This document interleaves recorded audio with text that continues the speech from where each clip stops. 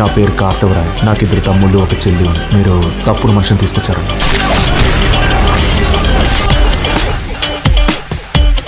ఈ smart then I thought. ఎక్కడికి వెళ్తాడు? పట్టుకుందాం.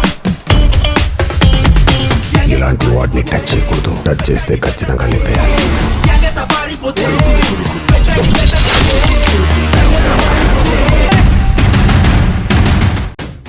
రేపు అక్క పుట్టినరోజు కదా. నిజమే, స్రవంతి పుట్టినరోజు రేపే. Same date. Gayatri date of birth, Sravanthi date of birth ఒక్కటే. కానీ అలవాట్లు మ్యాచ్ కావడం లేదు. అసలు ఎందుకు స్రవంతి గాయత్రిలా నటిస్తుంది? మళ్ళీ మొదలు పెట్టావా?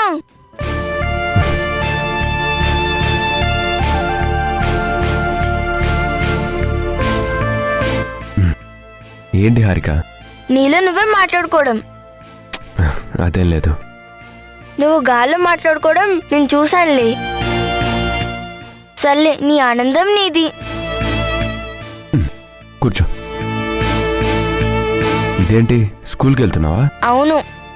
ముందు నీకు థ్యాంక్స్ చెప్పాలి. దేనికి? నిన్న నైట్ నువ్వు చేసిన హెల్ప్కి.